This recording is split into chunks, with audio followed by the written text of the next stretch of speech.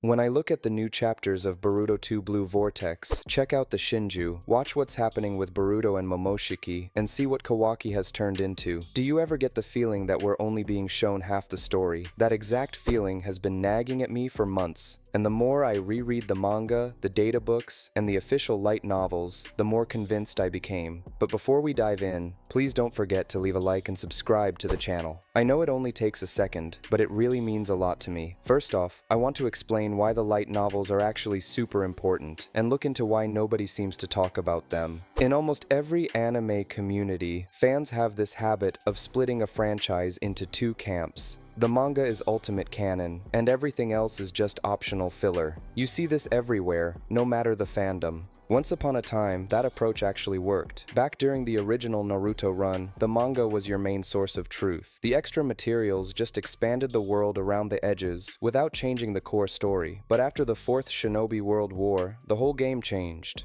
There's a 15-year gap in the world's history between the end of Naruto and the beginning of Boruto. Almost all of that history lives in the Haiden, Shinden, and Retsuden novel series. Not the manga. Those books show exactly how Konoha evolved, and they dive deep into what Sasuke was actually thinking during his travels. They laid down the foundational ideas that Boruto is building on right now. If you only read the manga, Momoshiki just looks like a highly dangerous villain who eventually got beaten. But if you open up the light novel adaptation of Boruto, Naruto the movie, that perception is totally shattered. We aren't just dealing with a standard enemy here. We're looking at a being who views entire civilizations as nothing more than a source of nutrients, someone who has lived through countless cycles of consuming whole worlds. To him, the shinobi world isn't an adversary, or even prey in the usual sense. It's more like a crop growing in his personal backyard. That's why his arrogance feels so different from your typical villain. He isn't just playing God, he genuinely deeply believes he is a completely higher order of beings.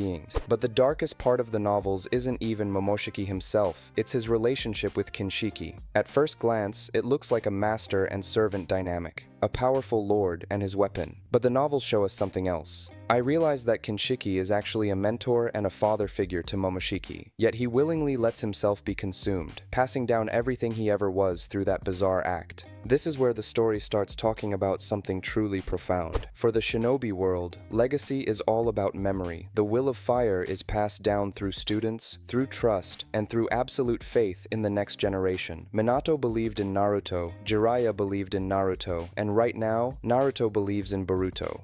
But the Otsutsuki pass on their legacy in a totally different way. They do it through the literal consumption of power and the biological assimilation of everything the other person was. This is their philosophy, their alternative answer to the question of how to carry yourself into the future. And that is the exact philosophy Boruto has to live with inside him today. Every single time Momoshiki tries to influence his choices, it's not just a battle for physical control over a body. It's a clash between two fundamentally incompatible worldviews.